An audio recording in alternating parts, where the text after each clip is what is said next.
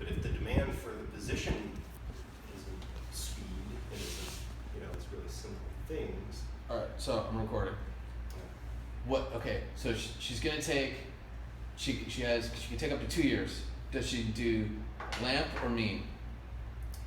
She starts with front end and moves into HTML, CSS, JS. and then once you start learning JavaScript, you slowly move into Node and Node.js and Right. Mean stacks that surround. Will she need Node to get her first job? No. No. Okay, so you think there are jobs out there if you just know HTML, CSS, and JavaScript? Yes. Okay. And those jobs are just like junior developer doing static landing pages or basic websites. You do the front end and you tag somebody else when it's time to hook up the back end stuff. Okay, basically what I do for you, basically. Yeah. There's big enough companies out there that compartmentalize the work enough that they can hire those people and they're perfectly productive just doing that grunt work of just mark up these pages. Here's a PSD, make it look like this, hand it back to me, I'll integrate it into our system.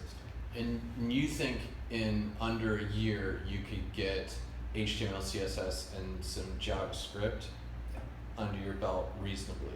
Yes. And then now what were you talking about after a year but you still don't have experience? So experience like with literally anything that somebody could potentially master. Right. Experience just makes it more natural, makes you more confident in your skill set and more aggressive at solving problems without fearing failure or you're breaking something. Like you have more confidence to start pushing yourself faster, further, so you start to get better quicker.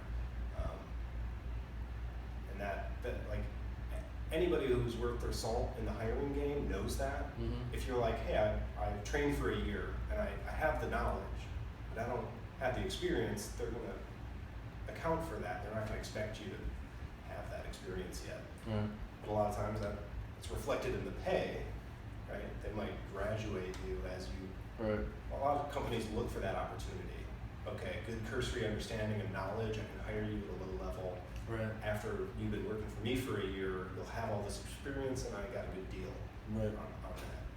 So it's more realistic than people think, and it's definitely, people look at it like it's freaking advanced calculus. Mm-hmm. They're like, I was terrible at math.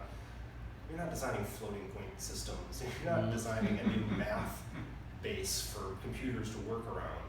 Like, you're learning markup, which is English. Mm-hmm. It's like the English words or concepts that is all just syntax. It's really more just like learning grammar, like a different way of punctuating things. Mm-hmm.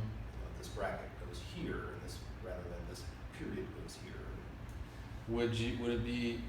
Would you have anybody getting into the business now learn PHP and MySQL? It's good to have in your Swiss Army knife, Mm-hmm. but it isn't something that is very future needed. So if you're going to learn a database, you would stick with something like Mongo. Yeah, Mongo, you might need to learn some MySQL stuff, because without getting too deep, there is still advantages to relational databases as opposed to non-relational databases. Mm-hmm.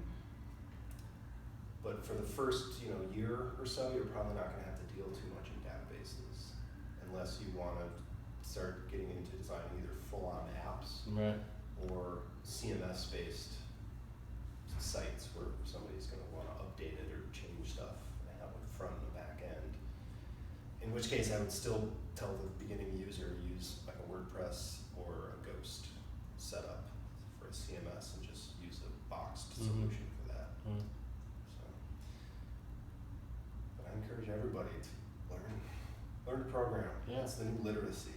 It's like literally just catching up with the rest of the technological world to speak the language that of all of these machines that are controlling our lives, dictating our lives, that are molding our businesses. Yeah.